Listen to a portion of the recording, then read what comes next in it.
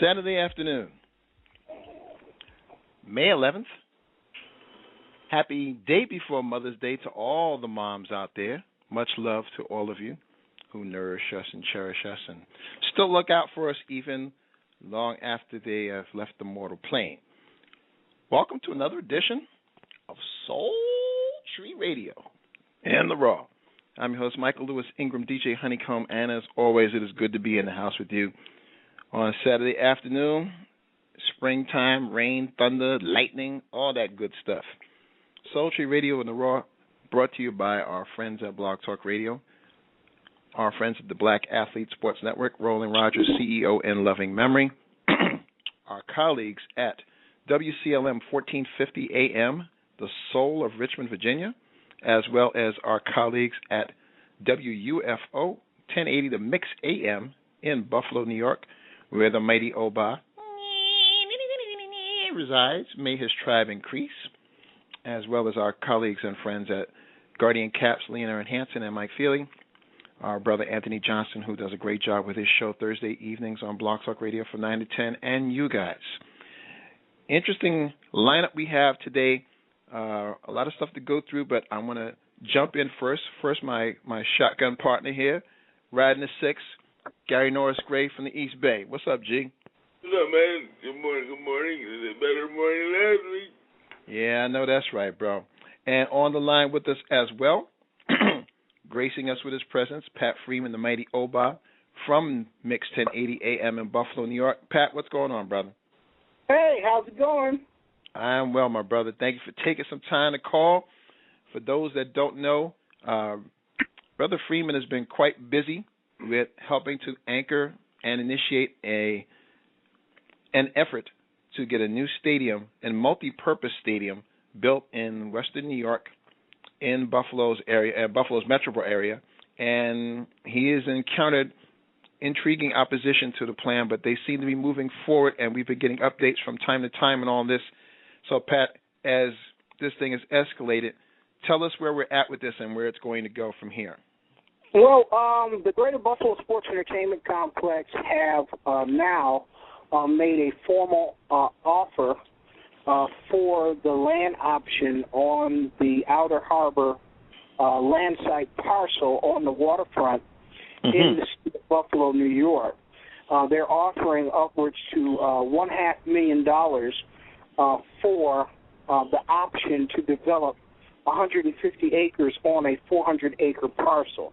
Okay. And being met by some of these pay-for-play political appointees that have made significant political contributions to politicians around the state of New York, and they since then have been appointed to various boards and committees that think they set policy now. Right. And basically what we're seeing is the absolute eroding of democracy right in front of our face. We have individuals that think they are power brokers based on how much they contribute to political campaigns and are rewarded with appointments that put them in the position of setting public policy without being elected by the people or for the people. And that is the biggest problem that we have in Western New York today. You've got one individual, Howard Zemsky, that thinks he's the king of Western New York. He sits on 6 different committees appointed by Governor Andrew Cuomo, and he is the chairman of the Western New York Economic Development Corporation, Billion for Buffalo, set up by the governor. Right. He is the chairman of the College Council at Buffalo State College. He is the chairman of the Niagara Frontier Transit Authority, which is in charge of all public transportation in Western New York. He is the chairman of the Richardson Restoration Program and the Darwin Martin House Restoration Program. He's also sits on 2 or 3 other prominent boards, which he has been appointed to because he has made political contributions to politicians. This is a major problem around the country, but especially New York State. You have recently seen various elected officials being arrested and carted away in handcuffs because of this problem. And unfortunately, this problem is all over New York State, especially in Western New York. And we're hoping that the federal government expands their probe into this type of action, because these couple of individuals are trying to hold back the progress on a project that would create 10 to 12,000 living wage jobs for its citizens. They're not interested in that project. They want to put a park down on the waterfront so various rich people can ride their bikes and have, I don't use the word picnic, I say cookout. Yeah, I know why. In a city that has about 90 days out of the year that you can sit outside without doing winter activities. I don't mean to laugh, Pat. Hold on. I don't mean to laugh. And as Cowboy Reggie from WCLM 1450 is in the mix as well. But Pat, the localized lobbying that you just talked about encapsulated to that area. It speaks to a bigger issue across the country.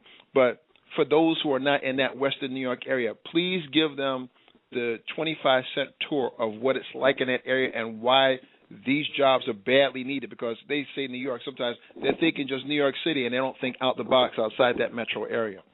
Well, Western New York is trying to reinvent itself. We do have a lot of positive things going on, but in the city of Buffalo alone, you have 48,000 people out of work.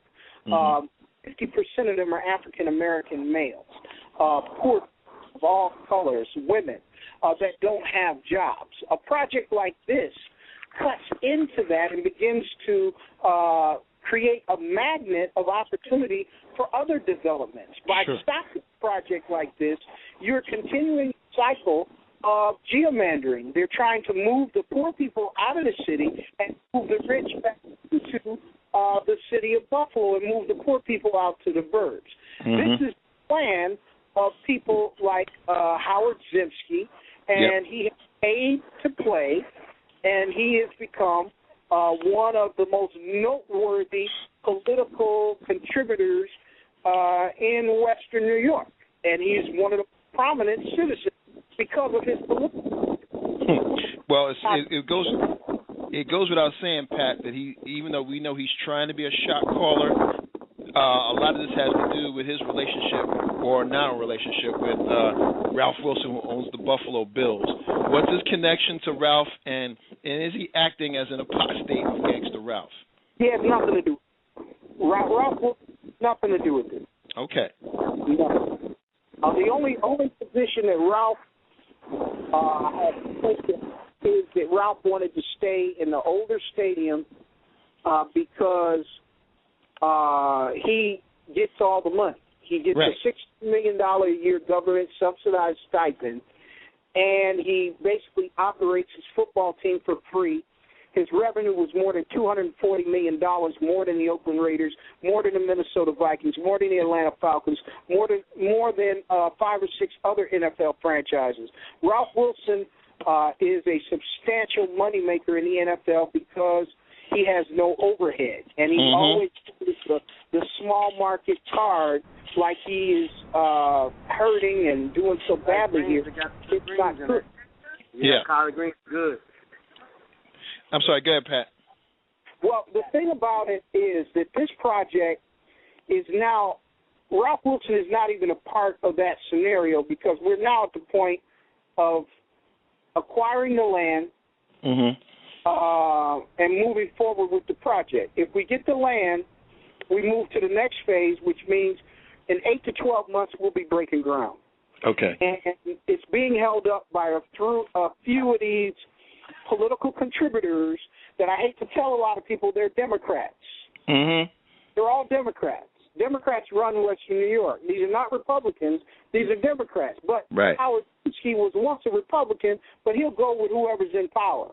So he gets these positions. This is the way it works.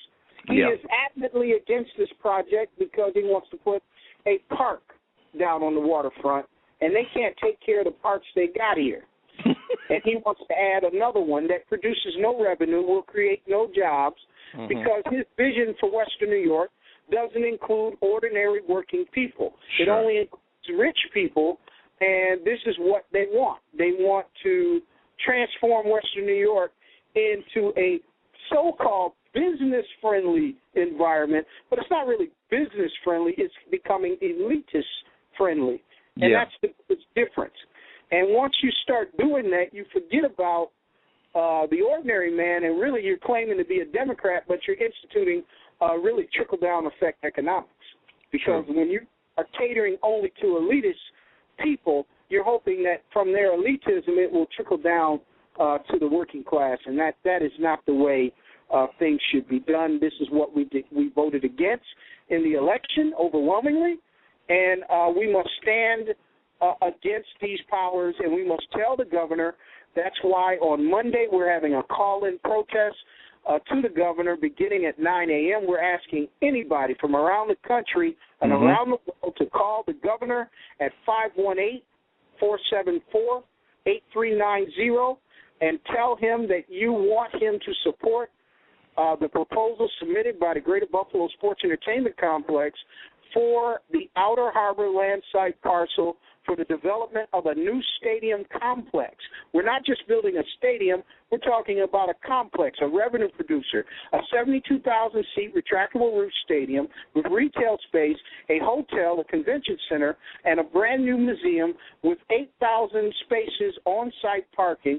This would be one of the greatest complexes in the country, one of the most modern, and will be used year-round and produce revenue 365 days a year, so that the Buffalo Bills are no longer a draw on the economy, but become part of the economy. And whereas you're still paying Ralph Wilson his subsidy, but not out of the taxpayer pocket, you're going to create a revenue producer which will pay for having your pro football team here. And this is what people like Howard Zimsky, Robert Joya, he's another one, that battling against this program, along with a renegade congressman named Brian Higgins, who wants to put a park on the waterfront, too.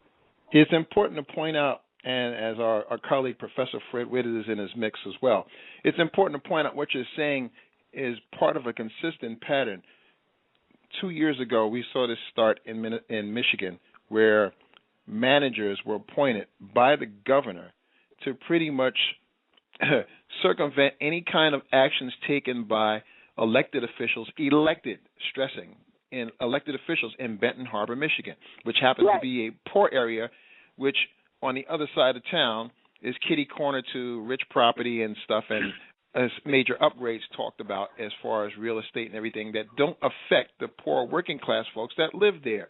Well, apparently a referendum was made the last election cycle, and the people spoke, just as you implied, Pat, and Michigan voted down the idea of these managers, but it still didn't stop the governor from doing an end run around it and enforcing the same thing regarding bankruptcy for the city of Detroit and other areas that were considered impoverished.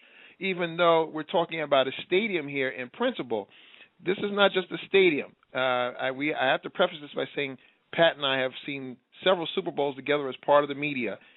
The information that led to putting this package together had to do with other stadiums and other cities who were looking to get multiple-use, maxi-purpose stadia together that would connect to areas that would be applicable to commerce outside of the normal football season. Indianapolis being a great example where during the Super Bowl run that they had in their city, they made over $650 million in revenue. And, of course, the refurbishing and replenishing of infrastructure and all that led to a revitalization of the city proper. This same kind of action is what we're talking about in Western New York, which would positively affect many people in the area. But like in Michigan, we're seeing end runs being around what's supposed to be the democratic process.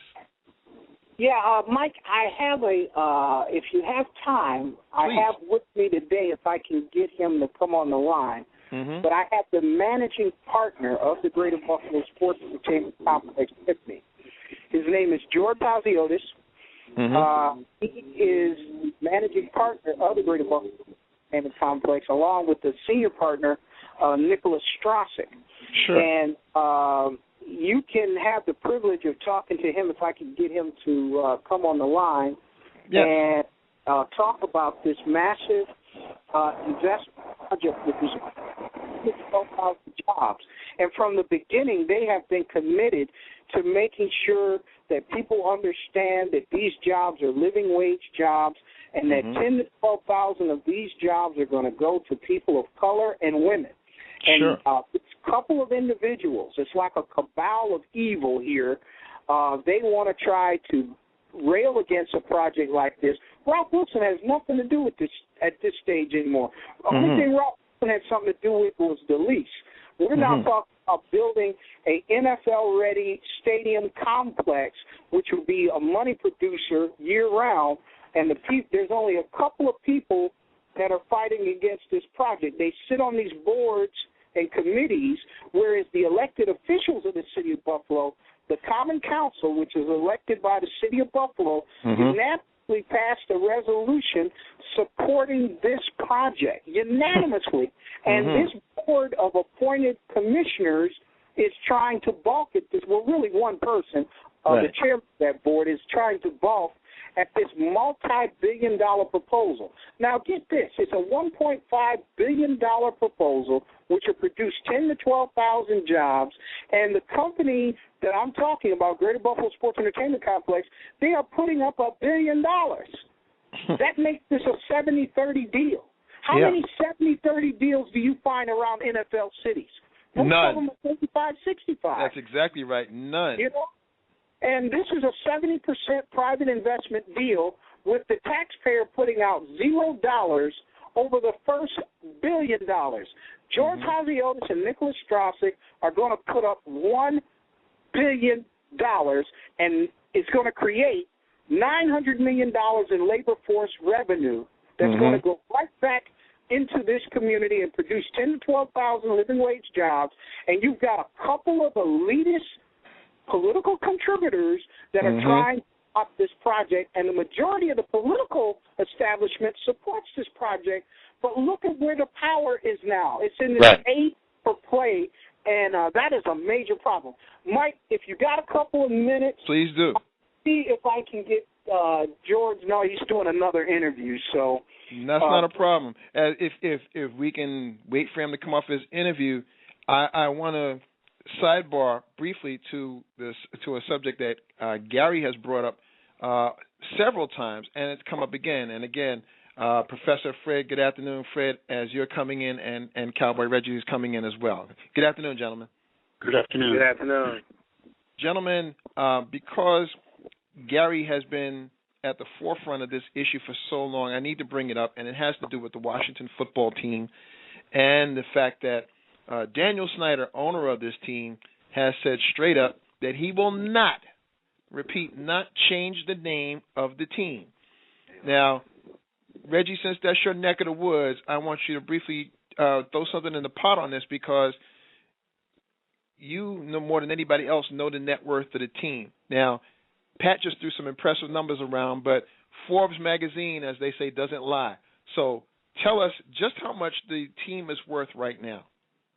Well, first of all, gentlemen, good evening. It's a pleasure. Come on. Shout out to my cousin. What's up, man? How you doing, Pat? Hey, and Pat, let them know that when they call the governor, they need to go with option 2, because I've called the governor 10 times myself. When they go to that roll call and they want to leave their message, tell them they need to go to option 2. And then that'll be the message. They need to go to option 2.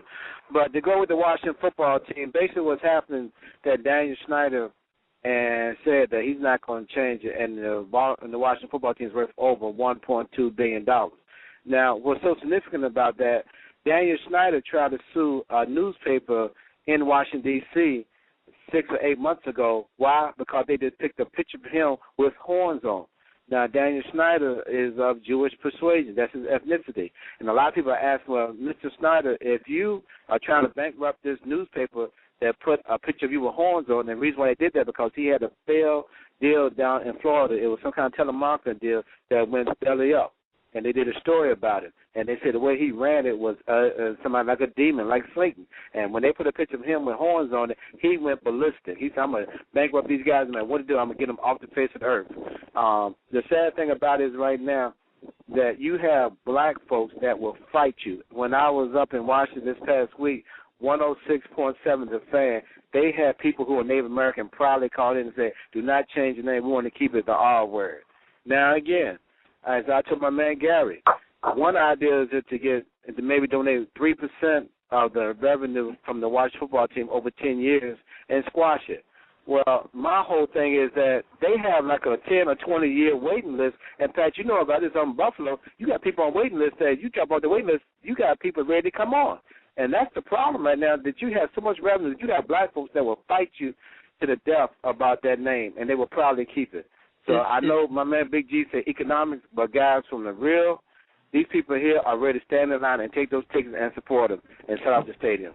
Reggie, I have to say, in all honesty, this falls right in line with what Pat's talking about, because I would wager some of those people who called in who supposedly are of Native American extraction, who said they want you to keep the name, they were likely paid off, or they were people who were in concert with what the intent of the Washington Football Club was, to keep an opposing front, making sure that the name stays at, and some of my best friends are Indians. See, that's bullshit. If we get down to the brass tacks of this, what we're talking about here is, as Gary has stated, and I'll put this nicely to read Gary's quote, you guys don't get it. As an African-American, Native American Indian, I'm very offended by this name because it's the red term for nigger, and we all knows what happens when you call any African-American by this name. The term redskin was and is a pejorative, derogatory, denigrating, offensive, scandalous, contemptuous, disreputable, disparaging, and racist designation for a Native American person. The registrant's use of each mark offends petitioners and other Native Americans, causing them to be damaged by the continued registration of those marks. Gary, if I quoted that right, where does this thing go from here? Now, he's told you straight up that he's not changing the name. Well, if we knew what Montgomery bus boycott, in 1950s, the bus company said, we don't need you niggers. We don't need you, we can rub out you. Exactly. Okay. Well, guess what? 2 years later, and then when you come back now, we're losing money. Yeah. If you hit them in the right spot, they will come. And the Niners, in the NFL, it's Roger Goodell, and the NFL need to be sued because they're complacent. They're in the same complacency with the name. They've been told over and over again. They can't say they don't know. They know. No, they do know. And Fred, from a business standpoint, if I'm the owner of the Washington Football Club and my team is already worth $1 billion plus, and I paid $800 million to buy it, so knowing that it's worth $1.2 billion, I've already made profit and then some, and still making profit now because I've got a very marketable team, high profile. I've got a rising star as my showpiece. You know, everything's looking up. So in the midst of this, and apparently there are rules in Washington, D.C. proper about offensive names and labels and stuff like that. So why wouldn't I just change the name to, say, Red Tails or Warriors or anything else, knowing that the logo is still going to be valuable, I lose nothing, and I probably make even more because now all of a sudden all my merchandise has value even more because it's a new name. Hey, Mike, I'm going to call you back, buddy. This is Patrick. Yes, Matt. I'll call you right back. Okay. All right. Okay. Michael, you tell me, you take the name, and keep the logo, and keep the covers of the team. You would not make money off of a new name. Of course you would. People want to buy the new stuff. We're not talking about any kind of risk situation here from a management standpoint. The NFL is IBM. I mean, there are no more sure things. financially than these teams. We know this. Every NFL team, no matter how bad or how good it is among the 50 most valuable sports franchises in the world. Every team's been on the Forbes list ever since they started making it, I think in 2005, from then on. So again, Fred, with the money they're already making, he could be magnanimous and say, you know what, yeah, let's get past this. You know, we made the Baltimore Bullets change their name from the Washington Bullets to the Washington Wizards. Not that the name had anything to do with people getting shot in D.C. I'm sure there's more people getting shot, or just as many got shot when the Wizards had the name on their jerseys than the Bullets had on their jerseys. The logo, no one has a problem with because it's the face of a noble-looking red man. The colors, nobody's got a problem with it. But, okay, I'm sorry. Go ahead. You know, what you're dealing with here is someone who is, what we said, failure to communicate. But you're dealing with somebody who doesn't want to communicate. Yeah. You got to understand that you're talking about one guy who is hooked on arrogance, which all, you know, as you well know, arrogance is just another word for stupid. Mm-hmm. And when you look at the fact, like I tell black people I know, you say, you know, you might as well just call them the Washington niggers. Mm-hmm. But that's not what right. it means. I said, no, that means you flunk history. The only good redskin is a dead redskin. There you go. Call them redskins so you don't want to call them Native Americans or whatever. And all those things come into play. And think about it now. The NCAA, if I remember correctly, Stanford was one of the teams that they may change their names. The only schools I can think of that still have Native American type names are UNC Pembroke, which are the Braves, and there's a school Alcorn. out. Isn't Alcorn also the Braves? Alcorn is a Brave, but that's contingent. Right. And if Alcorn was a little more exposed, if they had Air McNeil going through there right now, they may end up having to change their names. But then there's I think the Utes out in Utah. Mm-hmm. Yeah, that's a tribe, just like the Seminoles are representing Florida State. And the Seminoles are the third. But that's it. All those other schools had to change their names. Mm-hmm. Now, if this name was not despicable, or was despicable to the NCAA, and you know how rigid they are. Oh yeah. What is it what is it this man doesn't get other than he just want to be butthole of the year? What is it? What's the name to him? He doesn't care. I don't know how he made his money, and really, frankly, it's not even relevant. The thing you got to consider here is, here's somebody who's doing something because he wants to be known. He owns the Redskins. That's right. And that's it. And you know how, you heard how Mr. Wilson is. Mm-hmm. Not only said it because he's a much older person. Yeah. And he's hooked on stupid too. Mm-hmm. And and when you get out there and you look at these kind of people, these folks could care less about you, me, because you ain't rich. Or as the white folks, you say, no matter how high you get, you're never gonna be up here with us. Mm-hmm. So we can screw over you, and literally, what can you do about it?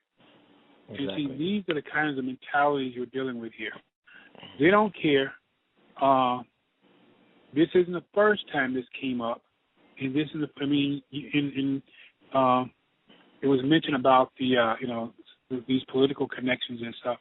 Well, political connections are what they are. Connections. Yep. They can be broken, and they can be dealt with. Mm-hmm. The problem you're going to have, though, is,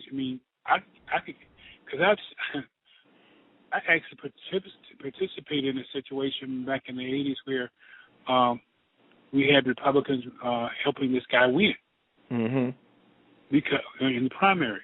Why? Because he was going to be the easiest target in the fall. Exactly. So we went out and we campaigned for him like mad. And he caught on. Now, most black folks never caught on. Mm-hmm. But see, I was listening to the gentleman talk about the Democrats are the holdup. Right. Like that. Like this is the first time they ever held stuff up. These guys are not interested in nothing but lining their own pockets. And in Buffalo, I mean, what can I say? My brother's no longer there, so I'm not worried about them knocking on his door or anything. But still, it was backwards 20-some years ago when he went. Well, 30-some years ago when he went there. It was backwards 20+ years ago as he was leaving. Yep. So I'm sure it's still just as backwards today as it was then, and being held up by the same little group of morons who think that they invented sliced bread, and they literally contribute nothing or next to nothing. Mm-hmm. And unfortunately, it's those people who are clamoring for jobs, those people who truly need jobs, who are being told, help yourself. And think about it. Take away the poor people, and Walmart will go under. Yeah. Take away the poor people, take away those common working stiffs, as they call them, and the average company, and I'm talking about, we see what happened to Sears. Mm-hmm. I used to work with them. And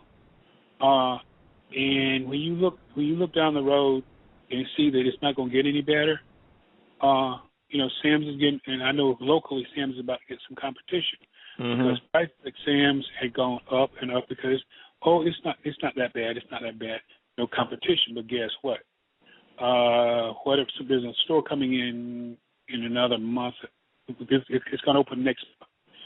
There's DJ's or somebody. Oh, BJ's. Yeah, that's a big box store like Costco that's in certain parts of the Eastern Shore up here. Yeah, we're getting one in the next 30, 40 days. Okay. So, personally, it's just another place I won't go shopping, but still. But it goes back to what you're saying, because this isn't even about competition. This is scary, Gary. We know that the NFL teams are going to make money, and the product that they offer will garner a profit no matter how good or how bad it is. We saw proof of that when the Lions went 0-16, and they were still worth more money than two teams in the National Football League. So we know they're making money. This is beyond stupid. This is flat out arrogance. He's literally burning $100 bills in front of working class people in the D.C. and outer Maryland areas, because he knows he could change that name tomorrow. He could he could do a press conference and say he had an epiphany, a come to Jesus moment, whatever the hell it is, and say straight up, you know what? No, we will no longer be called the Washington, whats. We will be now known as the Washington Warriors, and he wouldn't have to change the logo. He wouldn't have to change the colors. The W would still be applicable. The only thing he maybe have to change is the letter on the helmet. When they go to that R helmet, go to a W helmet, and they'd make money hand over fist. Michael, when the youth oilers, they Titans, right? Nobody said boo. Yeah. Nobody said word. Mm-hmm. And you see more Tennessee Titans stuff than before. So I don't know what this guy's problem is. I don't understand. See, to me, this is just arrogancy or arrogance. I agree. That's all this is about. Yeah, I agree. There's a definite arrogance to it. Fred, we know no matter what the National Football League does, people are going to go to the games. They're going to watch it on TV, and they may gripe about it, but they're still paying them tickets. I understand Gary's approach about the boycott and the effectiveness it had back in the day, but has the gap become so wide between have and have not now that a boycott would seem a humongous undertaking? It will be a humongous undertaking any way you looked at it. Problem is, we have a society that unfortunately don't get it. Mm-hmm. We have a society, well, at least they're not calling them niggas.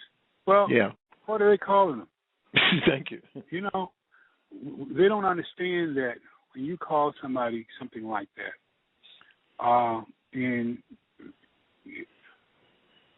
make, you know, I guess if we if we had more westerns with John Wayne and the boys riding in and all that kind of stuff, maybe they wouldn't be so detached. Because think about it, nowadays the only time you see the old westerns like we grew up on is when when is the last western you remember? That's just it. They're on cable. The last, 310 to Yuma was a remake that they put out on the big screen, and Silverado was a few years after that.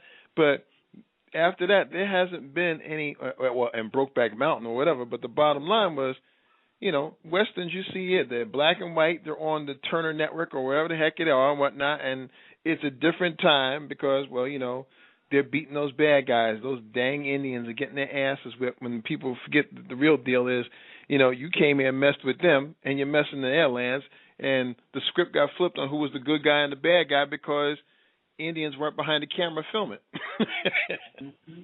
And think about it. In today's environment, you don't have those kind of movies. Nope. So because think about it, the Silverado today is a truck. Mm-hmm. So the effect that you would want to get out of this, you're not going to get it. And unfortunately, well, at least they're not calling us that. Yep. Well, no, not at the moment, because we have alluded to certain things in the last few weeks talking about 42. But remember, Sam Lacey was a black man who grew up in D.C., went to Howard, very well educated gentleman, who at times had problems in the press box. And know the press box environment. It can be friendly, and sometimes it's not so friendly. And and it's not just Alabama. And see, when we go into these places now, by law you have to be accepted, so they accept you. Because and then nowadays the law's not going to just stand there and let them kick your ass like they would back in the day. So that's another point on you, in your That's face. right. But when you look at it, when you go back and look at a big picture, we have a situation here where we have and see the NFL, Roger Goodell, gutless as he can be, he's not going to do anything. Yep. Nobody, because you got to, these are birds of a feather. When you don't have, now, if this was called Wops or Gikes, what would we say? There you go. And I'm hearing that he's Jewish. Now, as much as I have an appreciation of the way and what Jews do things and all that kind of thing, there's a segment of Jews today, as always. There were Jews who made money off World War II from both sides. Self-hating Jews, yes. So this is nothing new. And having said that, we have one of those now who's from the other side. He don't care. He couldn't give a rat's ass as to whether or not you or anybody else cared because, hey, I got money. He's once, the reality is, and it will be hard to convince him of this, but, he's one step from these old bastards like Lil Wayne. Yep. And these little clowns talking about Emmett Till. Exactly. I'm glad you brought that up. He's one of those new generation racists who don't even understand that he is racist. Exactly. Because I think it was you that stated, maybe, it's a sarcastic statement, but we've heard it before and we know what it really means. Oh, some of my best friends are colored. Yep. That's right. This is the elevation of Jim Crow and the James Crow Esquire. And we know James Crow Esquire is about business. and it's about business by any means necessary, and it doesn't matter who gets hurt.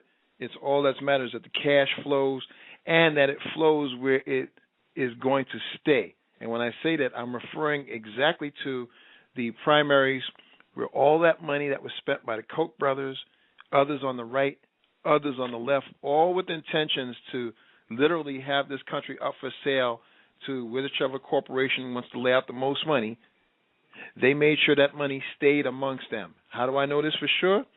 Remember how much it costs to do a political commercial, whether it's 30 seconds or a minute or 2 minutes. All of the billions of dollars that was spent, and I mean billions when you look at it from a worldwide view, because there were other interests outside of America that wanted our president out. When you look at all that money that was spent, ultimately it comes down to the fact that none of that money, none of it trickled down to anybody here. Cowboy, I saw you bop in, come on back. None of this money trickled down to where it would have affected anyone in the middle class or lower class capacity. The TV stations got it. The radio stations got it. Some print entities got it. Some on-site places like HuffPost maybe got some, and maybe a couple of right-wing entities. But ultimately, none of that came down to us. And when he did win and all of those numbers were revealed, it only showed you the level of which they were trying to take this country from and how they still want to do that, because we know they'll escalate to try to attack the media. We know you're not hearing anything in the media. Gary, if we come back to where we started in this, the plain and simple truth is that the players' unions, whether they be Major League Baseball and that stupid logo that the Cleveland Indians have, or this issue with the National Football League, in a union that's 70% black and the workforce is 70% black, who took political action just one time, and that was the only time where I thought, okay, you guys got balls, and that was when, in 92, they told the governor of Arizona, you can't get away with this shit with Martin Luther King's birthday not being recognized as a national holiday. They moved the Super Bowl to Pasadena in less than a week, and everything got done. Pasadena made $300 million. Arizona said, it's a holiday now because we want to get paid. So we know they can do this. We know Snyder could do this with the stroke of a pen. And the owners would go along with it, and Goodell would have to go along with it because he works for the owners. Yep. So if we weigh everything that we just talked about, it comes down to the straight-up hubris of this man arrogantly telling us and telling the players' union that you're nothing but a bunch of niggas. We really don't give a rat's ass about you guys. Get on out there on that 100-yard plantation, and yes, you're well-paid slaves, but don't mean that you ain't slave, because believe me, we're telling you, if you don't do it, you're not getting paid. And the NFLPA needs to stand up, because this is one of the most important issues of our time. I believe the most important issue of our time. Mm-hmm. Because it goes back to civil rights. This is a civil rights issue. If African Americans are complicit in not doing their due duty to get this correct, yep, we have a problem. We do, and Cowboy, you're right in the area. I mean, Richmond's a hoot and holler away. You're right there in the area. I just briefly talked about how the Washington Bullets or the Baltimore Bullets went to the Washington Bullets and then became the Washington Wizards.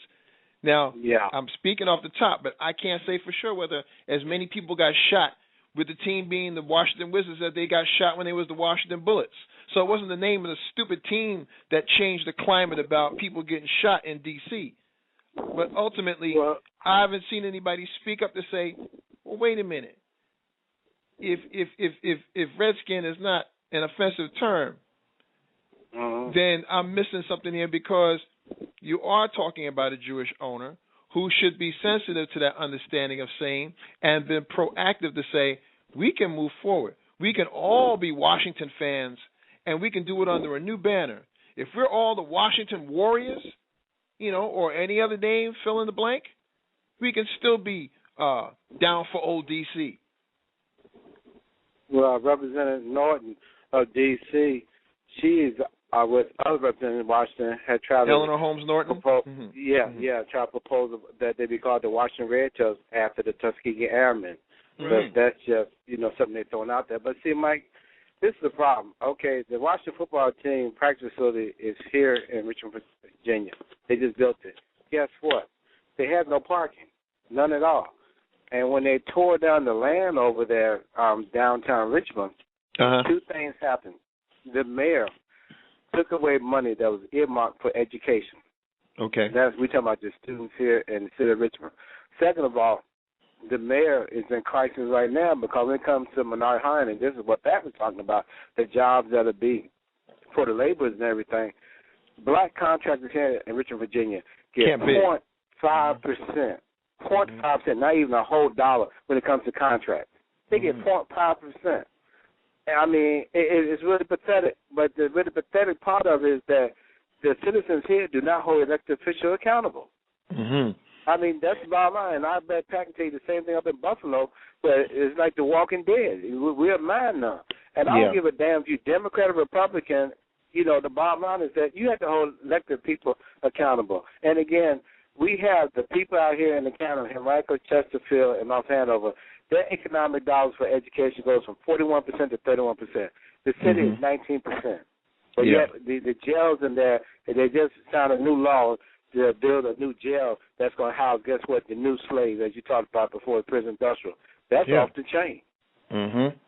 Yep, we made a point in saying consistently for the last few shows that the Corrections Corporation of America, trying to privatize prisons in 48 states, already has 20 states under its thumb and the D.C. area, filling over 92,000 beds and promising, or at least made a proposal, to put 90% capacity in all their jails, like they were some fucking hotel chain.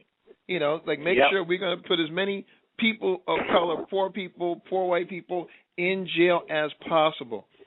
But yet, no money for education, and you don't have enough people up in arms about what the real issue is. Whether I was a fan or not, the name would bother me. He wouldn't stand for a team being called the Kansas City Kikes, just like Fred said. But you're going to go with a name like this, and if black people don't understand that one is the other. Now, that word doesn't mean black. That word means ignorant. So you definitely don't have to be black to be a nigga. But hearing it and understanding it, as Marley says, he who feels it knows it, how can anyone hear the name Washington Redskin and not feel something derogatory about that? Well, Mike, you made a statement a moment ago, and this is where part of the whole sticking point comes in. Okay. One of the things that has happened, and if you go back and read just a little bit about how Reconstruction came about and all the ramifications, or even going back to the Civil War. Now, Bubba knew, because he was never going to be like Mr. Gilmore. Right. So Mr. Gilmore had the money. But then Mr. Gilmore kept Bubba in his place by saying, Bubba, you pull white trash, but you never gonna be like us. But you just pull white trash. Exactly. At least you're not a slave like the niggas are. Well, move that forward a few years into Reconstruction. Now, black folks are no longer slaves. What do? You pick Bubba, who still ain't got no land. He's a sharecropper too. That's right. He's having to compete with the Negroes for land, and and the Negroes don't know about no money.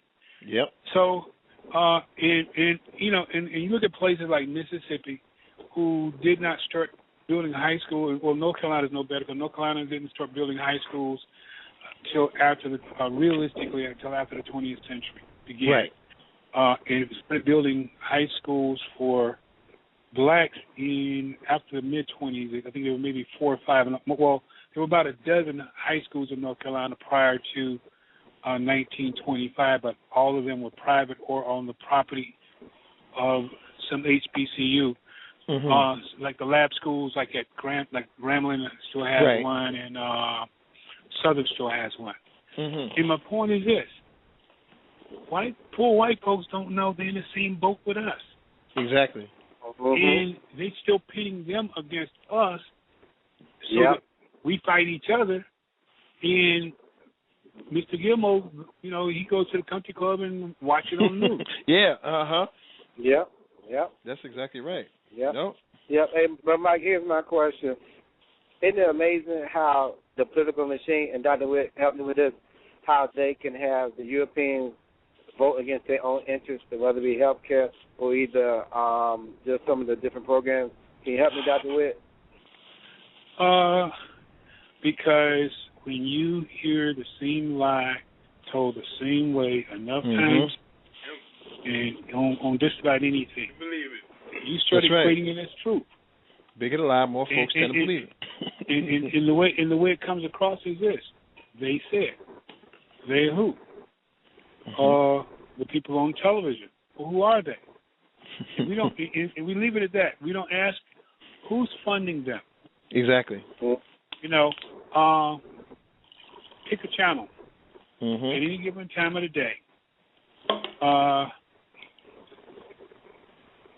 It's almost impossible, and I use Geico as an example. Have you noticed Geico has to have the biggest advertising budget in the world?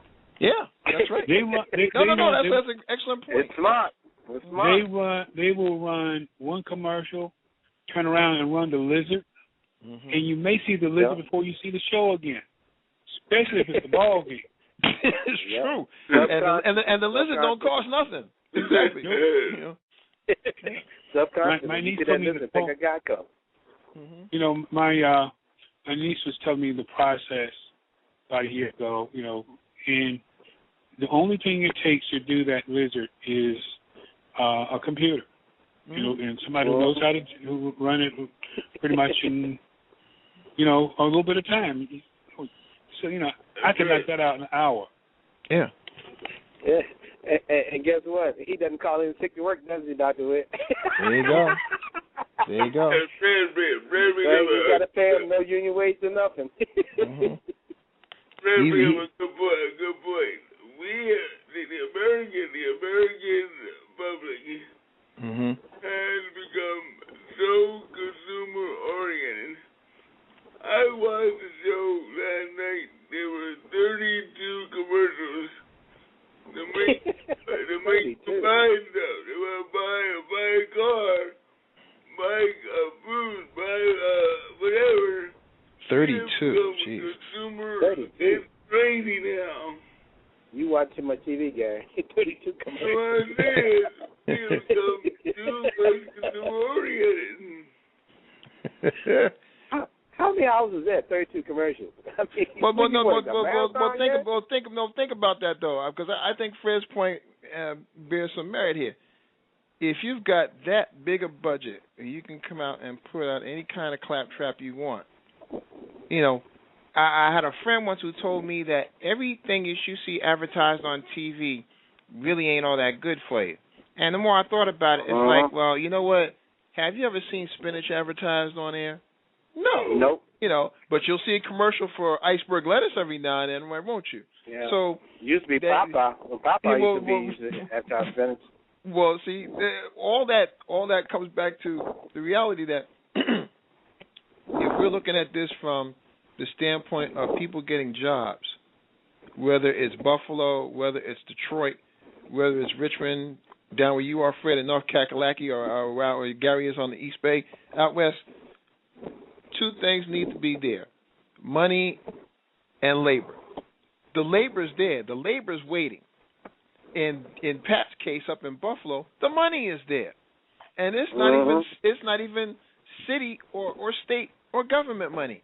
This is private enterprise. This is what the whole premise was about, and this is what people like Andrew Carnegie, even though we know Carnegie was a racist bastard who was a eugenicist, and he was like, we need to build jobs. We need to build shit. We need jobs. We need to have this thing done.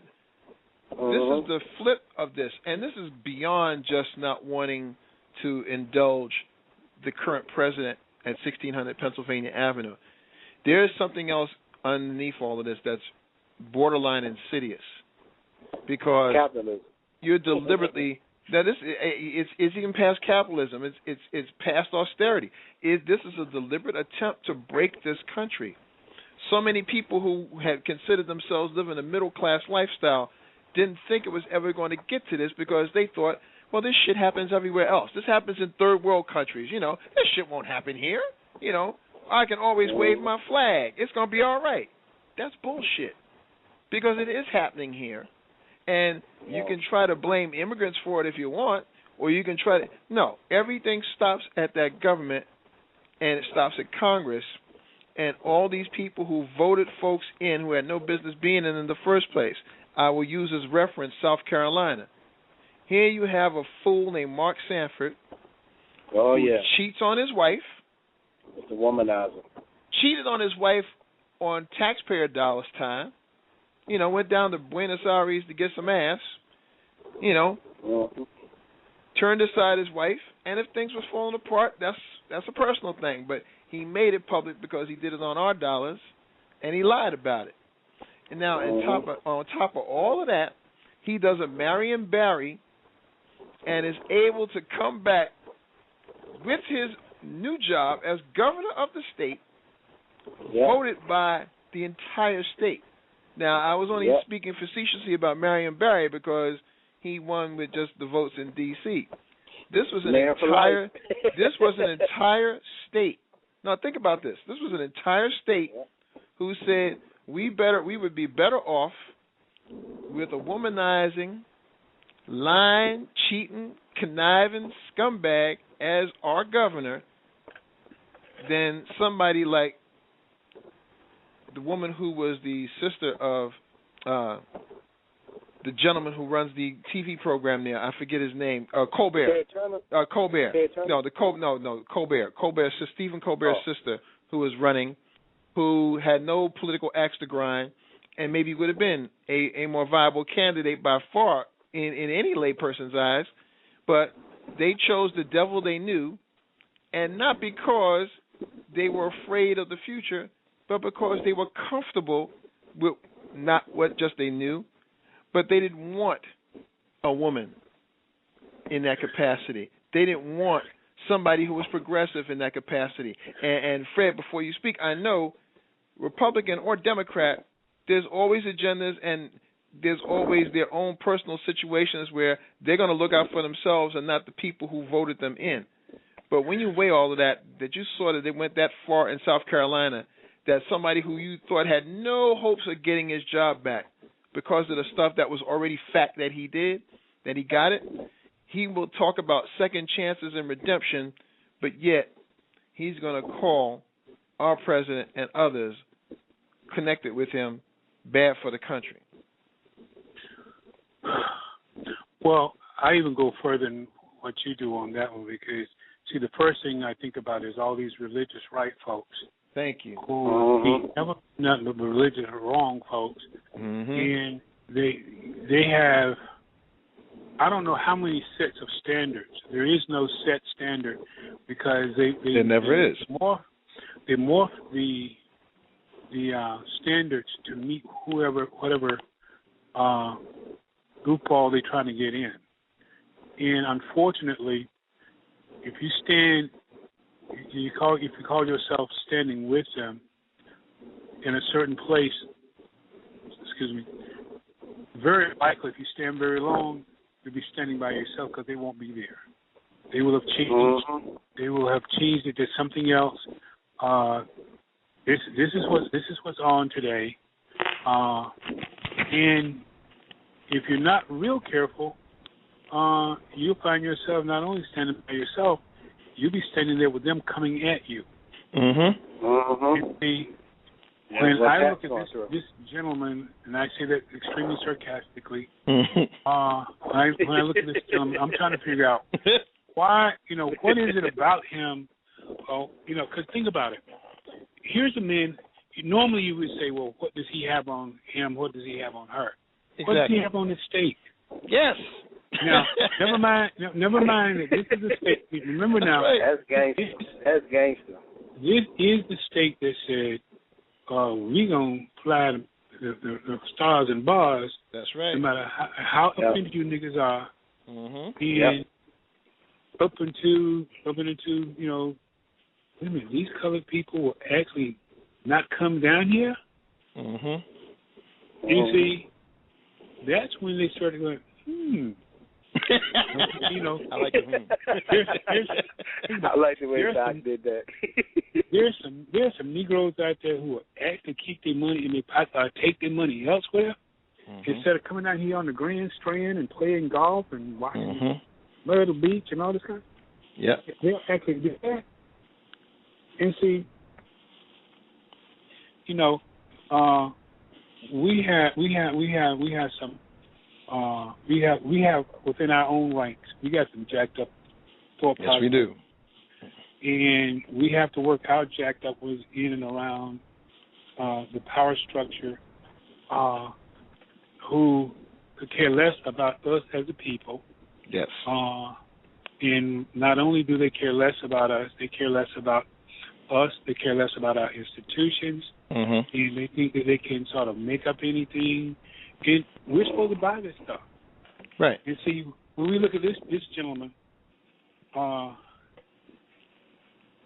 people who put him back in are the kind who love to sit up and talk far too long and say too much about so-and-so's integrity, unimpeachable integrity, and they want, if this is wrong, you know, they mad at the president because his stance with gays. Well, gays put him in office.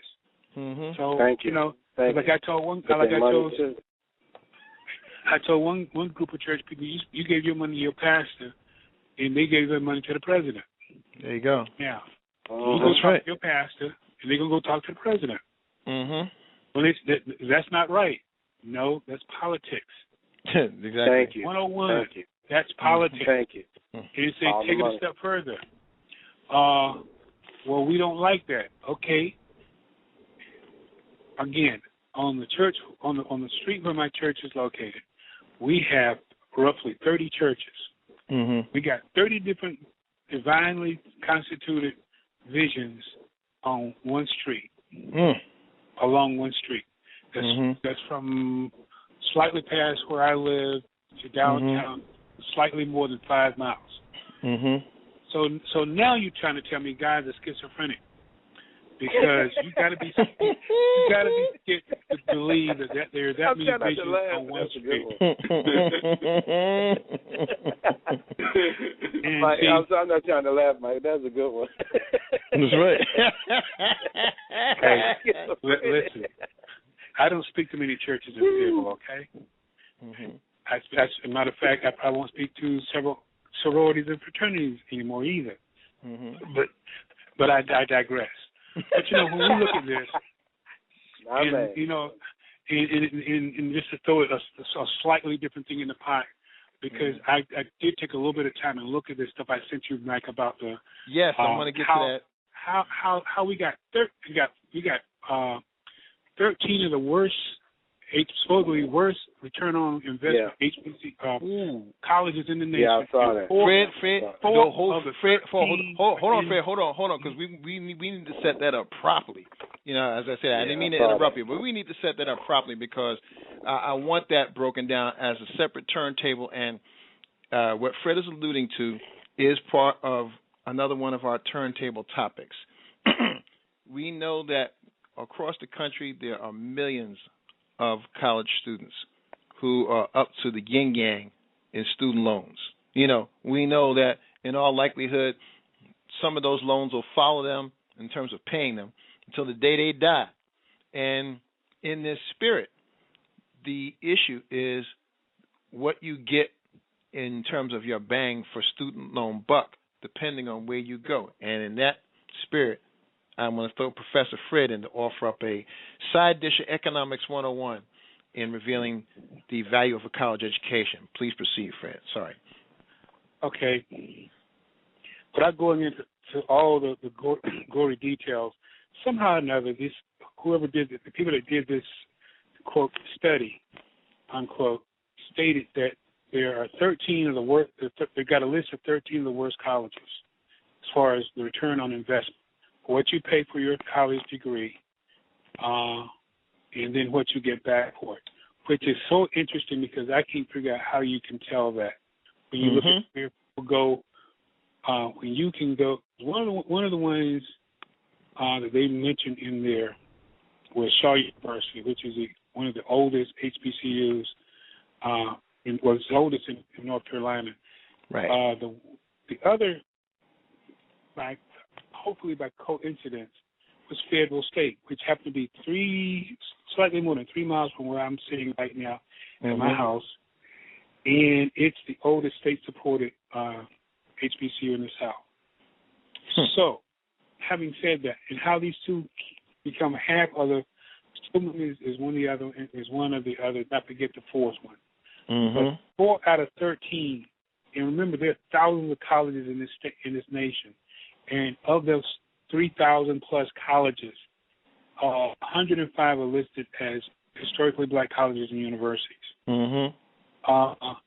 And supposedly, these two who happen to be in the same state, one is the oldest state-supported, one is the oldest private school in the state, happen to be two of the worst. In looking at various things, and I just happen to have finished a book on Shaw University, so I'm kind of familiar with their athletics as well as some of their outstanding alumni. Now, granted, Shaw State produced a lot of, over the years, they produced a lot of school teachers. But what most people don't know that at one time, Shaw also produced doctors and lawyers. Another study about slightly less than 100 years ago caused their medical school to be closed after they produced 400 plus doctors. Jesus. The study that did in their medical school did in all the women's colleges except one. It did in all the black medical schools except two. The only two left standing was Howard University, which was federally supported, and Meharry. And this was long before Morehouse came along. But my point is this. One other thing about the study. The gentleman who did the study was also a recognized racist and sexist, and he didn't believe blacks nor women should be doctors. He wiped out over 3/4 of the medical schools and all but 2 of the ones that supported, that were there for men, and all but 1 of the ones that was there for women. Wow. Having said that, this study comes on the heels of several other things, and we know, Reggie, we hear this all the time about HBCUs, how unviable they are. And I don't know about you, I was accepted at several white schools and didn't go. And from what I hear from some of the ones who went, I probably would have never graduated anyway because my anger management score wasn't that high. And back then, and see, I was coming off the slightly over a year before my father passed away. I wasn't going to be having that. But we have so much invested in HBCUs, and granted, I'm sure Reggie will agree with me too on this point. Our alma maters could do so much better, starting with our own alma mater, but all the other 103 HBCUs could do so much better. Even the ones like the Hampton, Howard, Spelman, Morehouse, you name it, Tuskegee, all of them, they could do so much better. But to come up and say that, these schools aren't worth the money. Now, there's a little guy I see at a lot of Shaw ball games named Willie Gary. If you know anything about his story, he came to Shaw with nothing. He couldn't even afford to go home, nor could he afford to stay. And literally, he befriended some of the football players, and and all of us know these kind of stories from HBCUs, but he befriended some of the football players who befriended him. They kept him fed. He cleaned up their locker rooms and this, that, and other. He eventually got a scholarship to play football. Mm-hmm. He was on the team, although I don't mind saying he never played all that much. That's insignificant. He got a degree, and now, as he puts it, I write checks to guys who graduated from schools who never wrote me back. Mm-hmm. But I write the checks. And here's a brother who gave his, in one swoop, his alma mater $10 million, which for black folks is pretty good money. That's right. And when we look at this and we say, well, it was an official study, so it must be right, I will go on record as saying we're bald-faced lie, because I graduated from an HBCU that leave much to be desired. But I also know that as far as bang for the buck, you are the one that make the buck bang. No school makes you. That's right. No school makes you. I know people who went to Duke. I know people who went to Carolina. I know people who went to State. My nephew was getting ready to go to college, and his mom was asking about, we were going over his choices and so forth. I said, well, you have no choice. A&T. Now, Fred, for a Ram to boost A&T, that takes something. What he wants to major in, A&T is one of the better schools to go. Think about it now. With all these other schools, how many schools, chancellors, have degrees and have their doctorate in computer engineering? So the computer engineering, or anything related to computer engineering, all that kind of stuff on that campus is banging. Why? Go. Because he built the program. Yep. When he walks in and sees something out of line, it gets fixed. That's right. But see, Fred, what you're talking about here is also a part of what Pat Freeman brought up. You've got this aspect now picked apart and separated wheat literally from chaff as we look at the grand scale of all of this. When Fred passed this information on to me, and I want Soul Tree Nation to really pick up on this, the issue that was brought up in this piece is getting a bachelor's degree still worth the cost? And a salary data provider called PayScale was putting their numbers together and doing this fuzzy math by comparing the average cost of education to predicted income over 30 years for graduates at over 1,000 schools in the United States. And while they're trying to say that most schools are good investments, so by all means make sure you have loans up your ass until you die, a so-called economist warned that students should consider individually whether college is worth it for their intended career. At around 3% of the schools, however, the return on investment over 30 years is negative due to some combination of high tuition and low graduate pay. Now, think about the nebulousness of that statement. High tuition juxtaposed with low graduate pay. And here's where they highlight the worst of the schools here. They're going with this 30-year net rate of income and look at it the same way you would look at a mortgage. So apparently the worst out of these 13 was a school called Lakeland College based in Plymouth, Wisconsin. It's a private school. According to their numbers, it's $132,000 invested over that whole bachelor's degree career, and the 30-year net is minus $51,000. Now, as they scale upward, meaning from 13 to 1, it's worse. Shaw is number 12, $110,000, and then Medill College in Buffalo, New York, Meredith College in Raleigh, North Carolina. How far is Meredith from you? Do you know of Meredith College, Fred? Meredith College is where my ex-wife went to school. Okay. And I have a niece who also attended there. But it's maybe 2-3 miles. It's 5 or less miles from Shaw. Okay. Well, according to these numbers, overlap and you end up right. It's across the street from NC State. Okay. Down the road a piece in Raleigh, $150,000 is what they're saying. A bachelor's 4-year soup to nuts degree cost with a 30-year net of minus $66,000. Then Ozark Christian College, Fayetteville State is next in this mix here. Apparently, for the cost of the $113,000 plus that you'd put in, your 30-year net is minus $82,600. Again, Buffalo, another college, Hibbert up there, Springfield College in Springfield, Mass. Florida Memorial University, the University of Maine at Presque Isle, Miles College in Fairfield, Alabama, Valley Forge Christian College, and the worst one, the Art Institute of Pittsburgh, private school for the 4 years where you are spending $155,000, your 30-year net rate of income is minus $228,000. Now, think about the kind of careers that you'd get at the Art Institute of Pittsburgh. I don't know if it would cause that wide a swing and disparity, but the fact that they would come up with these kind of sabermetrics to indicate where an investment is good or an investment is bad when it comes to education, you would have thought all education is good. So it's another issue of trying to dumb people down and discourage them from finding stuff that matters. We can't have a dumb country full of dumb people is going to lead to a lot of disasters. Because if a disaster happens, you don't have smart people to help fix it, whether that be financial or natural or anything else.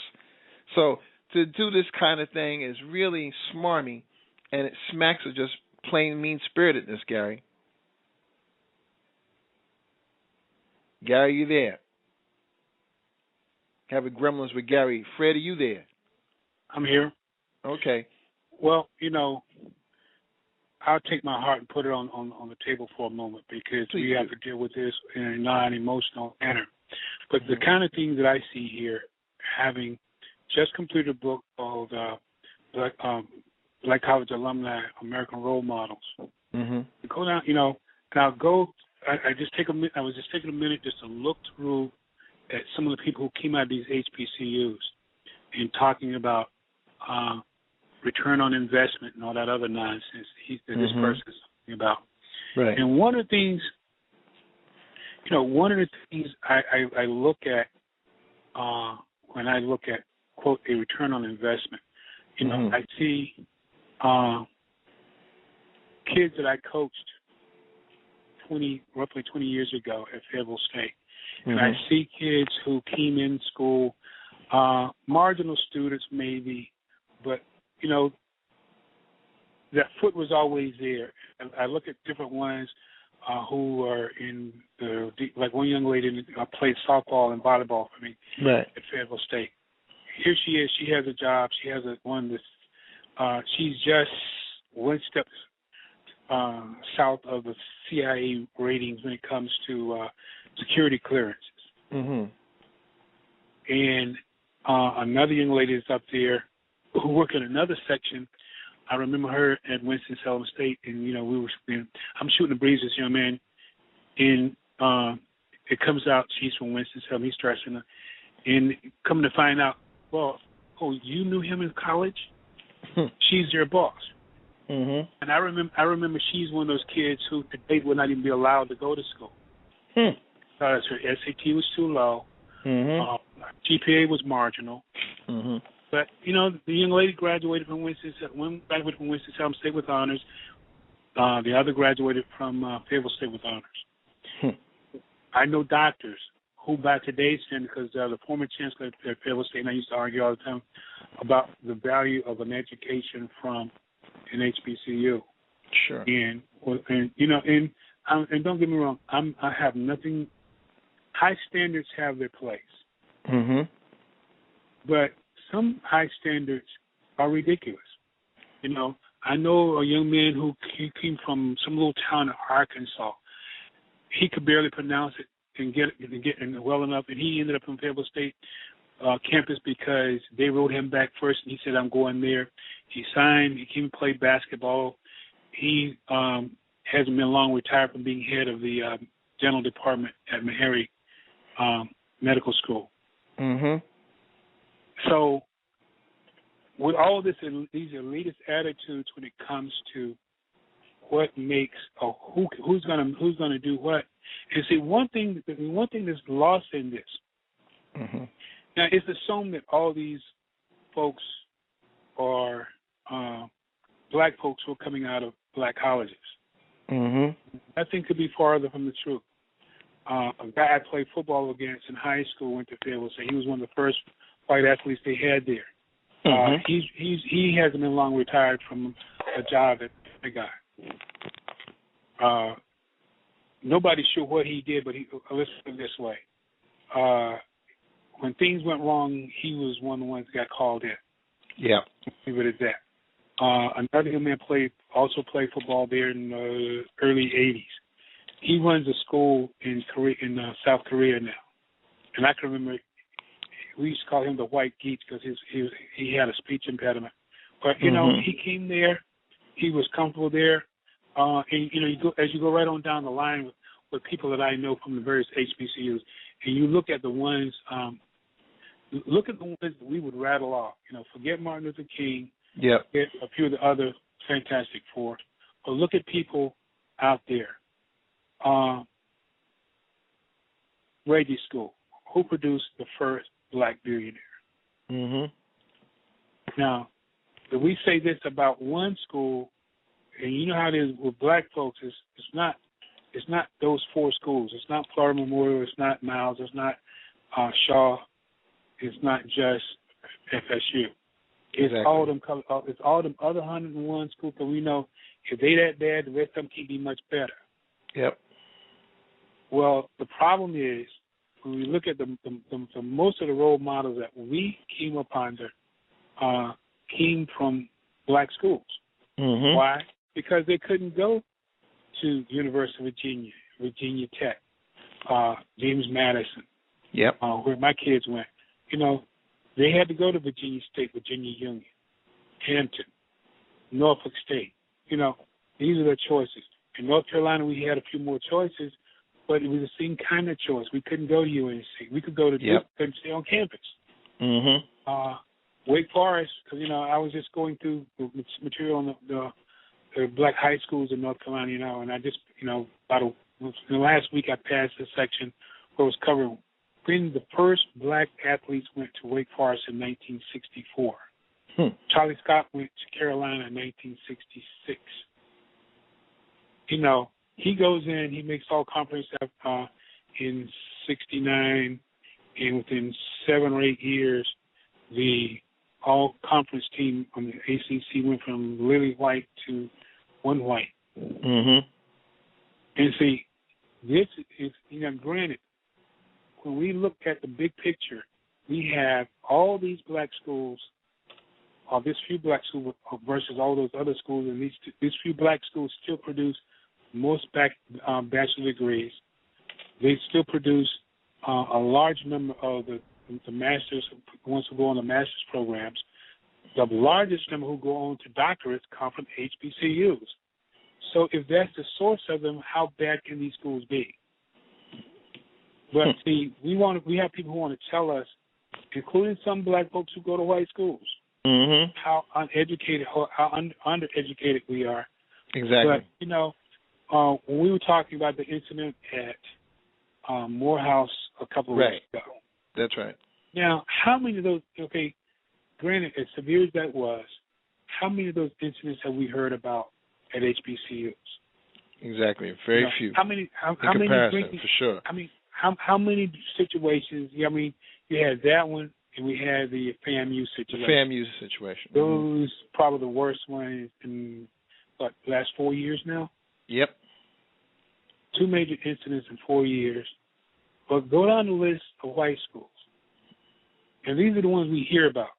Definitely. The binge drinking and all this other stuff. They had an assault at North Carolina State last week, and we do not know the proverbial thing that was said. I'm shocked that would happen here. Oh, we don't have those kind of incidents. Yeah, right. Shades of Connecticut again, shades of Columbine. Our kids don't do. Well, no, they don't until they do. Exactly. Can't put it no better than that. That's exactly right. They don't, and yes, until they do, and that's the messed up part about it. Nobody does anything about it in between then. So we know it's rife with that kind of corruption, those kind of problems. But I just think it's just flat out evil that you're going to tell somebody, don't bother going to school no matter what. Never mind, whatever your aspiration is, you invest. And I do mean invest by putting your tail on the line and owing goo gobs of money to go to school. But, you know, when it's all said and done, if you're going to really do them a favor as a consumer, then give them the full caveat and tell them, if you want this career, this is what your commensurate worth is going to be after it's all done. So in case you want to rethink it.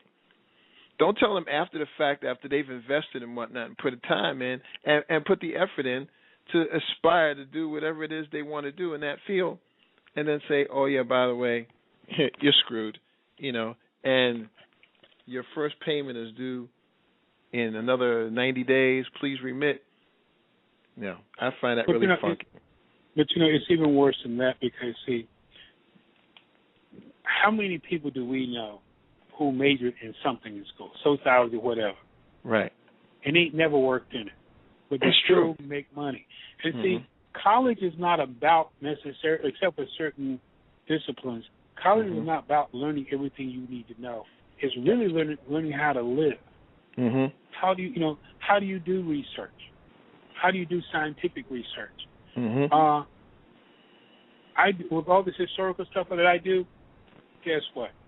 History to me was one of those courses that I used to pad my GPA, but some I didn't like, some I had to take and didn't want to. Yep.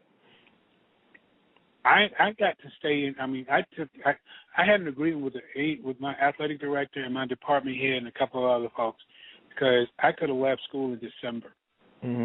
And then I said, well, I want to, if I can shift one of my political science classes, and I can take these 3 classes over here, and I had to take a speech class, and I took a martial arts class. Yeah. To get my hours in, because I told them I ain't doing no hard work.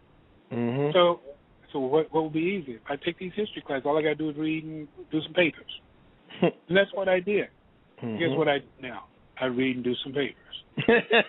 There you go. Yep. So my political science degree, I've used it some, and all those kind of things.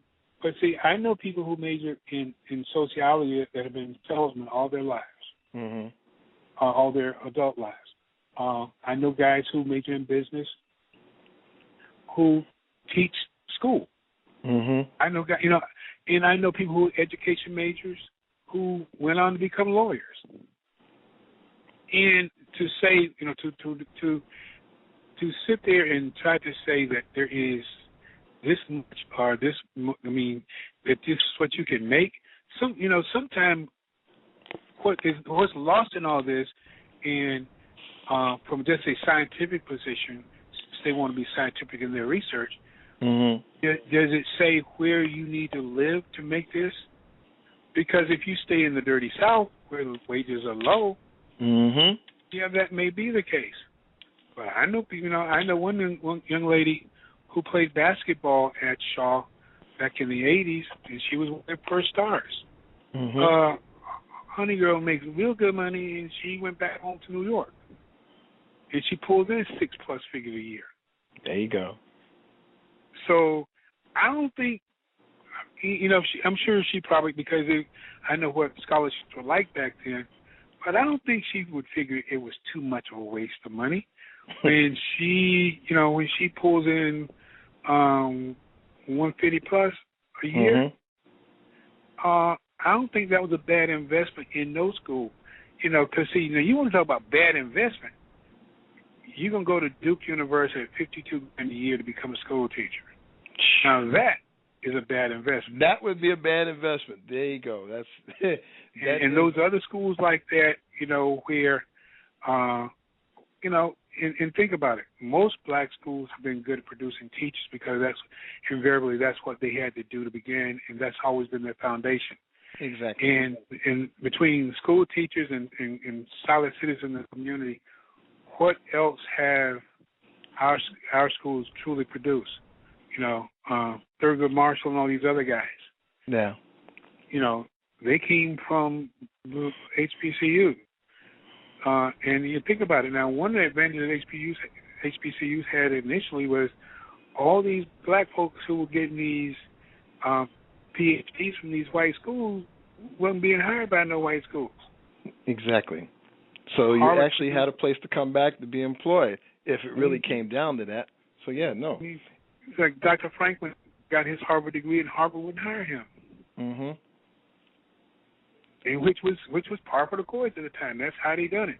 They wouldn't mean, oh, you can get your degree, but you just can't work here. Boy, it's all of them.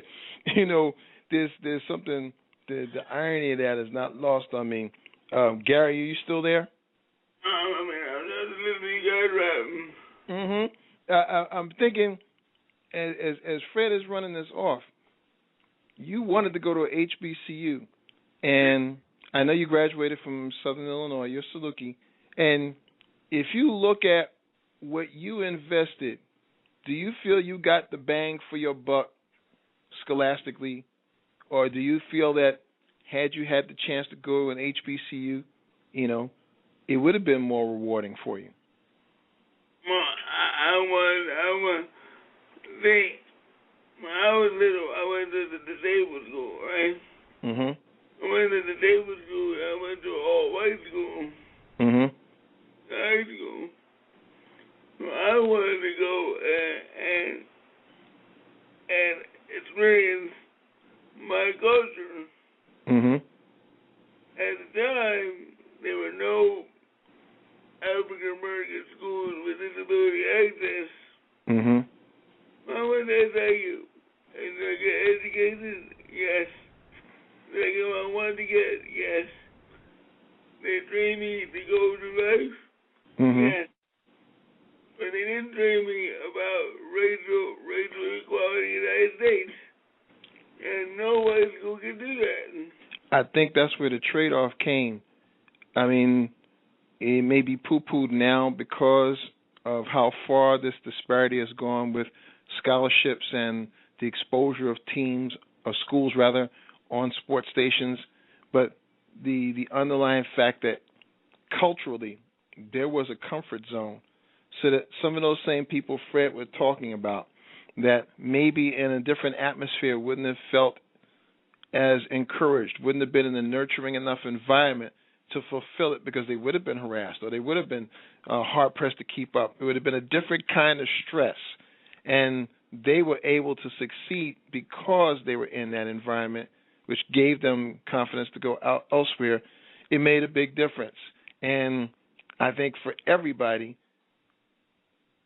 no matter whether you want to go to education, the college route or a trade route or whatever, what's more insidious than everything else is knowing that you're going to spend a whole lot of money to invest in yourself. So you don't have a problem betting on yourself. The problem then becomes the schools, the loan systems, everything that sets up with that.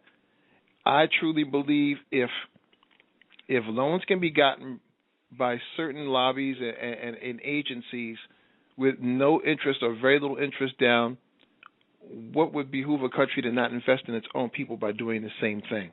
Yep. You know, so that you're going to get your bang for your buck back then some, whether it's through people serving in the public or having generations of technicians, electricians, tradesmen ready to build bridges and roads and everything else that goes, so that when a disaster happens, you don't have people sitting on their ass waiting somewhere for executives of power company to give them orders, because you've already got enough hired people there to do the job instead of importing them from 8 or 9 other states. Michael, the United States is losing a gold mine with these passing years. What I mean is that in certain countries, they invest in their children, and they invest in their children by getting them the education they need. True. You go to Beijing, China, and they insist that their kids go to school, and they don't pay the money we pay our kids to go to school. Oh, sure. No, I agree. Every kid in Beijing gets education, whether they like it or not. Mm-hmm. Education. No, I don't have a problem with that. we're investing in that as well. Our problem is we're invested in making sure their asses get thrown in jail as soon as possible so they can work for free and really be the new slaves instead of educating them to be the new leaders.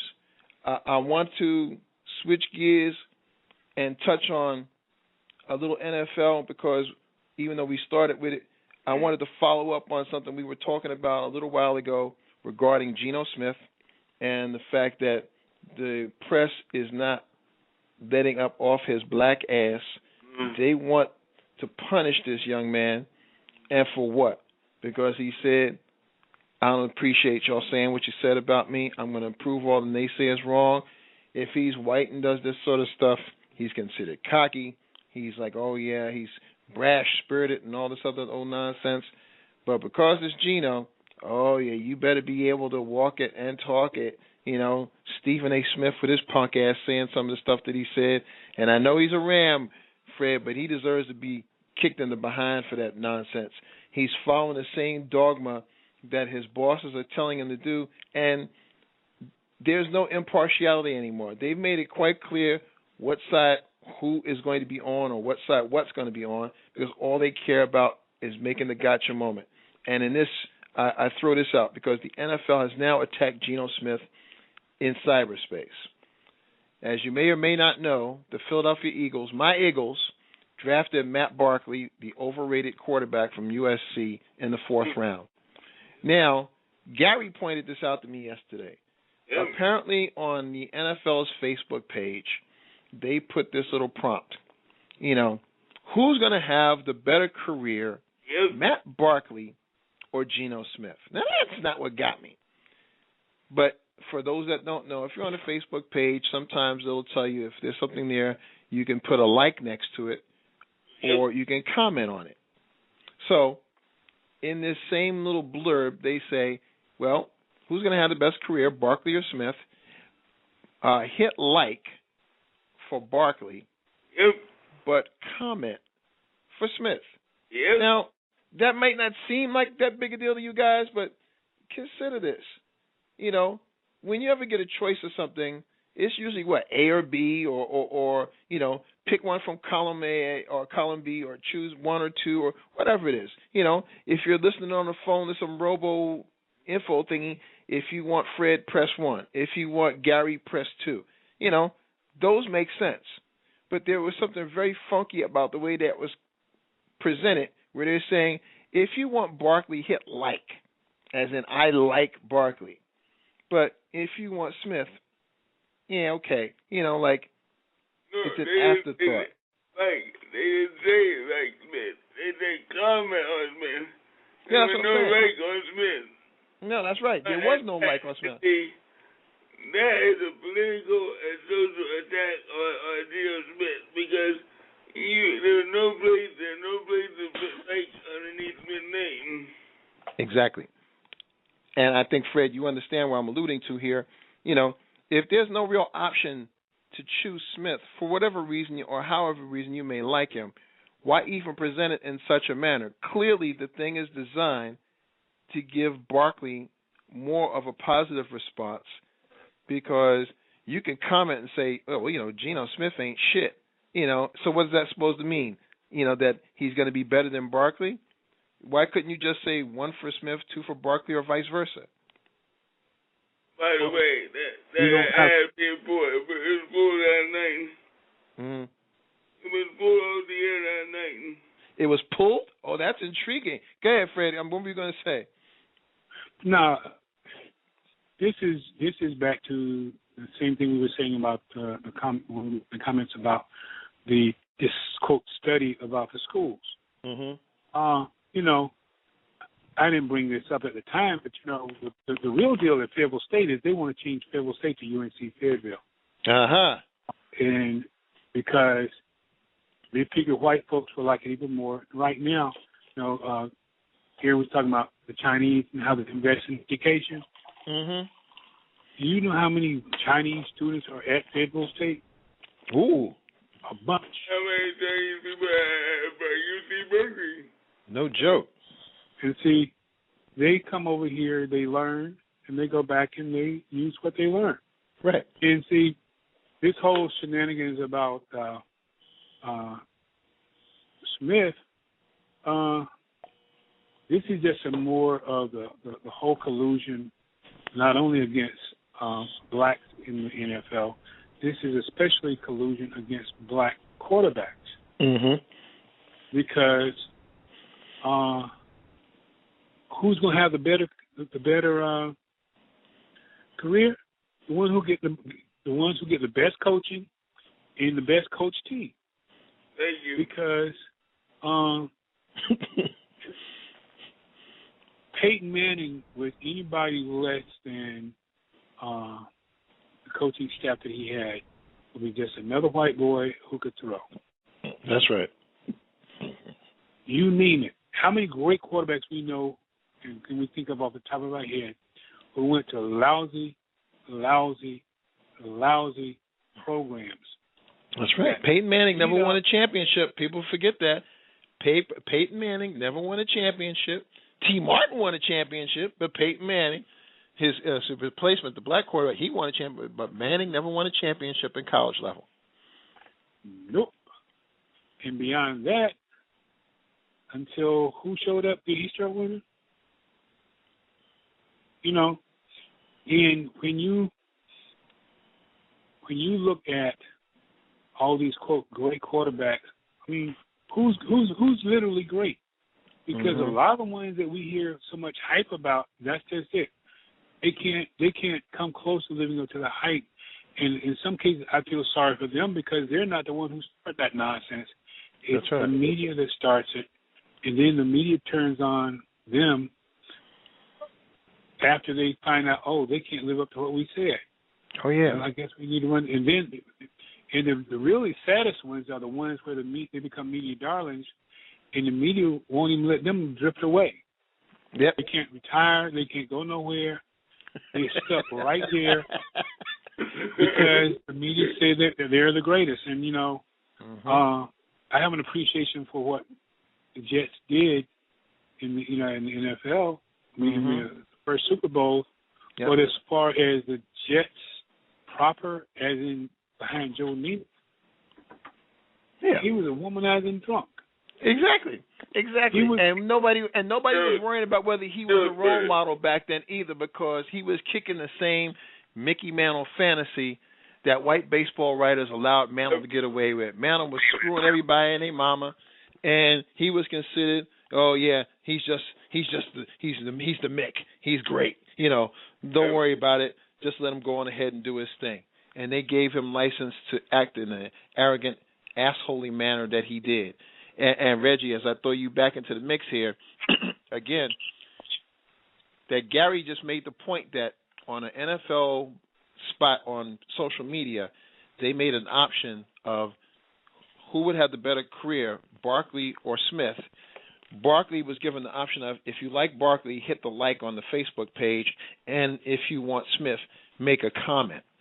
So Gary reveals that the blog was taken off, but the fact that they would put it there without a fair choice clearly was a setup, because this doesn't affect just Geno Smith, as Fred said, it affects all black quarterbacks, because as we speak, Mike Vick is going to be taking the bulk of the snaps thus far, and he just had an incident where at his book signing for his book I'm Free, there were threats that canceled the book signings at Barnes & Noble's because the dog nuts came out to try to threaten him with violence. Now, these are the same supposedly peaceful people, whatnot, who take care of Lassie, but when it comes to a human being, it's get a rope and hang his black ass.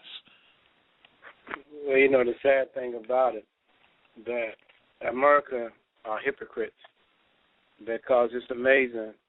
Michael Vick spent his time in jail. Did what all so-called Christians say he's supposed to do, but yet you still have that element out there that said, Negro, we don't care. We still want to get you. And for these animal rights people, where are you when those Greyhound dogs are getting slaughtered? Where are you when the horses that run the Kentucky Derby, the Preakness, and also the Belmont Stakes? If you see what happened to those horses, where's the outrage there? But yet, they will sit up in here and do everything they can to castrate this man financially, and also his spirit and his character. But yet, these are the same clowns that pick and choose their battles. So that's why I say again, I'm not mad at the gays. I'm not mad at Tea Party. You know, just like those 2,500 people that want to have their weapons and march on Washington with their guns and bullets. Oh, that's we're going to save that for final thoughts. Yes. Point blank that you will be met with force if you come across this bridge. For sure. Yeah, these are so-called law-abiding citizens. So I'm just saying again, Mike, in my humble opinion, those people, as Dr. Witt always says so eloquently, the squeaky wheel gets the attention, gets the grease. And if you are not bitching and complaining and getting up in people's asses, then you're going to get the notoriety. But when I spin this back, though, to where we started with this, the bottom line in all this is why even create a scenario where you want that if you didn't have a hidden agenda here?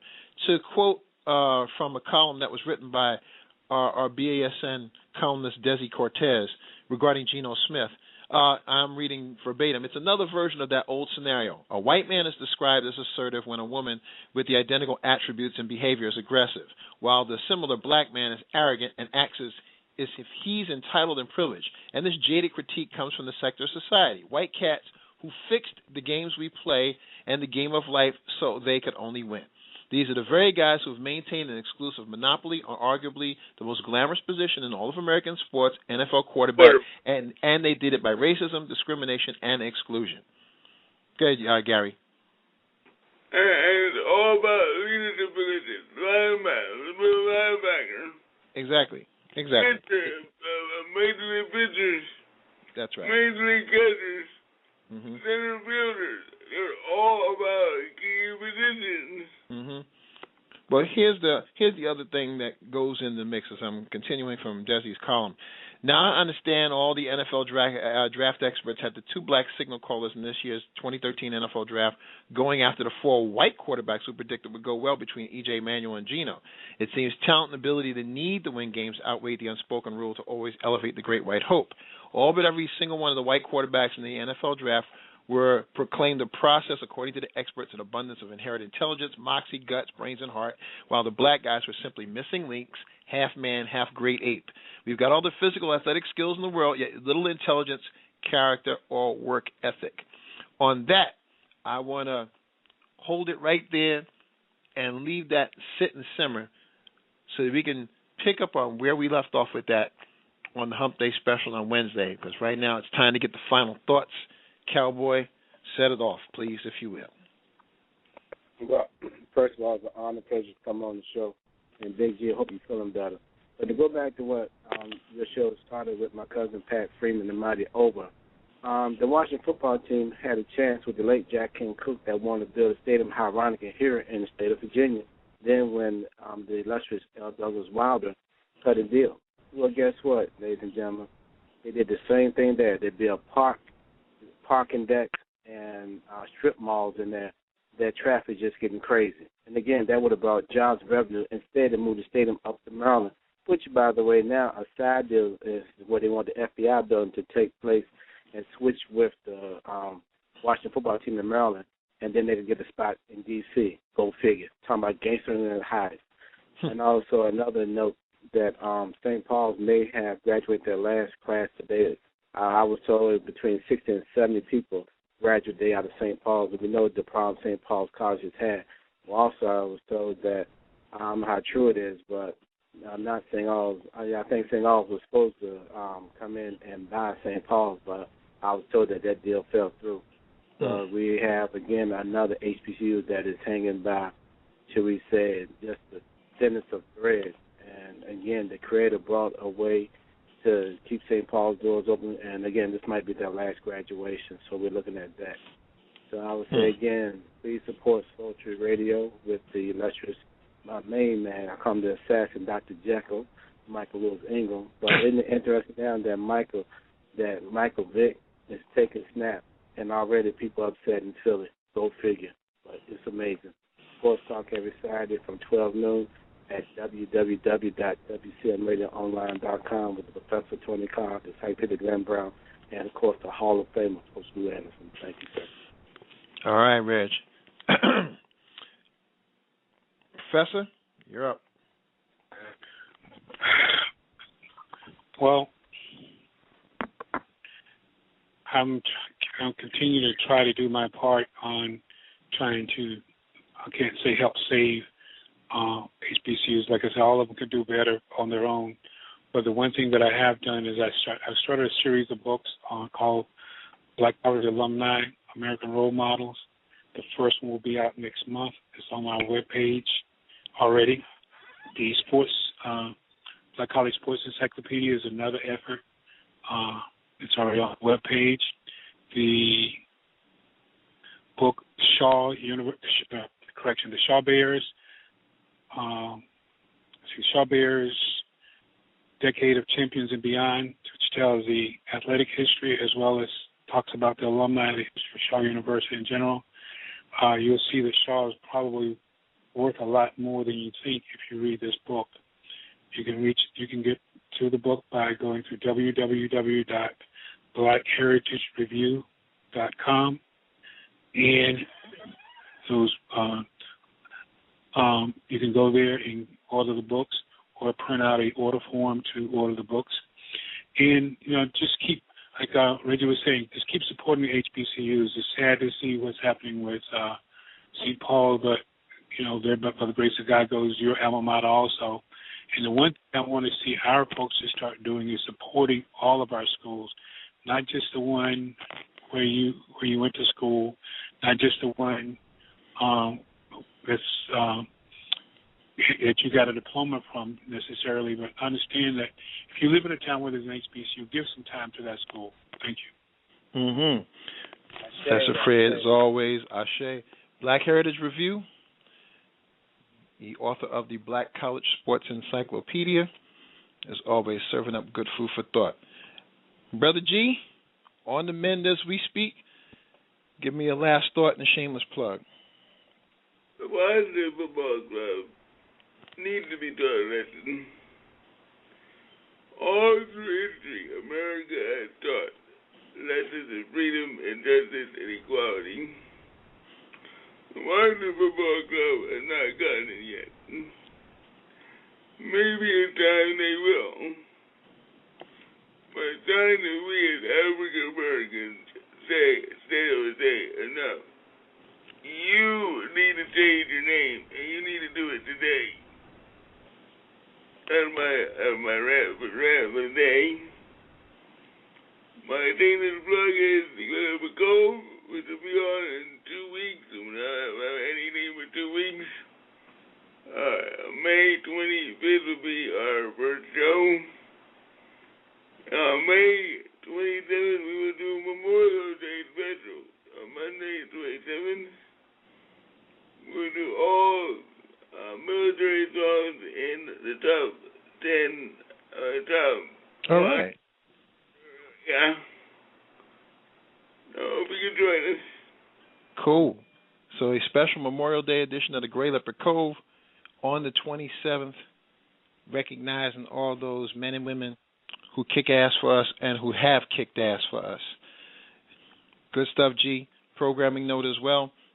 Again, our next show, Wednesdays as always, the Hump Day special. And the last Sunday of the month, the 26th, that's the May Wind edition. That's our music tribute. It's going to be jazz, some progressive stuff, always in the spirit of romance. That's from 9 to 11, last Sunday of the month. That's also the same Sunday as our communal barbecue, so there'll be some good fellowship to be shared and whatnot, and I'll likely be talking with a rib in my hand or something, so y'all will just have to indulge me. But that's it. Happy Mother's Day to the mothers out there, Mike. Yes, indeed. And again, happy Mother's Day to all the mothers out there. We'll be cooking them ribs for you. That's right. And as always, we all are of one mind with regard to wanting to get information out there and let you guys do with it as you will. But nothing is more important than not so much the treatment in how one is treated.